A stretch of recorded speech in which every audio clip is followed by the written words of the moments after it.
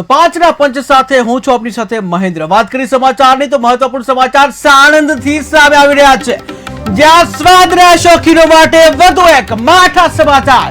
સ્વાદના શોખીનો માટે વધુ એક માઠા સમાચાર। સાણંદમાં અથાણામાંથી નીકળી મૃત ગરોળી કે જ્યાં જૈન ગૃહ ઉદ્યોગમાંથી ખરીદ્યું હતું અથાણું, ત્યારે વેજલપુરના જૈન ગૃહ ઉદ્યોગમાંથી ખરીદ્યું હતું અથાણું, જ્યાં દરરોજ થોડું અથાણું વપરાશમાં લેવાતું હતું, જ્યાં અથાણાનો ડબ્બો ખાલી થવા આવતા દેખાય મૃત ગરોળી કે જ્યાં અથાણા ભંડારનો વેપારી દુકાન બંધ કરી ફરાર થઈ ગયો, ત્યારે ફૂડ એન્ડ ડ્રગ્સ વિભાગે કડક કાર્યવાહી હાથ ધરી છે। તો મહત્વપૂર્ણ સમાચાર સાણંદથી સામે આવી રહ્યા છે। ઉલ્લેખનીય છે કે ગુજરાતમાં ઠેર ઠેર જે ખાણીપીણી છે તેને લઈને બેદરકારી સામે આવતી હોય છે, જ્યાં કોઈ જગ્યાએ મૃત દેડકો નીકળે છે, તો ક્યાંક જે મૃત ગરોળી નીકળે છે, તો ક્યાંક અન્ય જીવજંતુઓ નીકળવાનો જે સિલસિલો યથાવત જોવા મળી રહ્યો છે। જાણે કે દરેક જે જગ્યાએ આ પ્રકારના જે કિસ્સાઓ ખાણીપીણીના જે ખાસ સ્ટોલો છે તેમાં આ પ્રકારની ગંભીર બેદરકારી સામે આવતી હોય છે કે જેને લઈને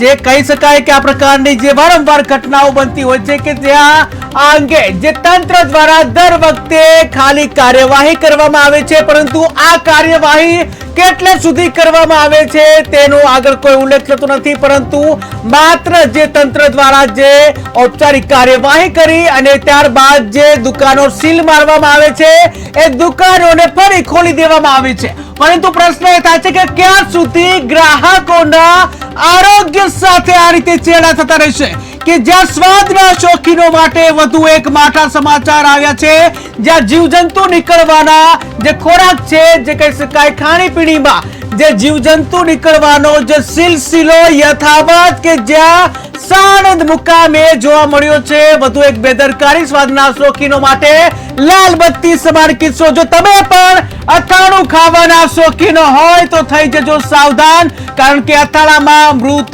ગરોળી પણ નીકળી શકે છે।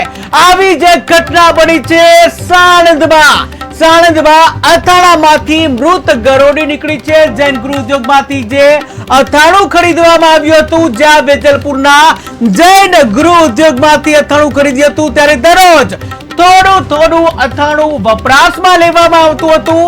અથાણાનો ડબ્બો ખાલી થવા આવતા અંદર મૃત ગરોળી દેખાઈ હતી કે જ્યાં અથાણાનો ભંડાર જે વેપારી જે છે એ દુકાન બંધ કરી ફરાર થઈ ગયો હતો, અને જ્યાં ફૂડ એન્ડ ડ્રગ્સ વિભાગે કડક કાર્યવાહી હાથ ધરી છે, જ્યાં માત્ર કાર્યવાહી કરવામાં આવે છે, પરંતુ આખરે ક્યારે આ સિલસિલો અટકશે અને ગ્રાહકોના સ્વાસ્થ્યને ધ્યાનમાં લેવાશે તે એક મોટો પ્રશ્ન છે। ત્યારે હાલ તો જે સાણંદમાં આ પ્રકારની એક બેદરકારી સામે આવી છે।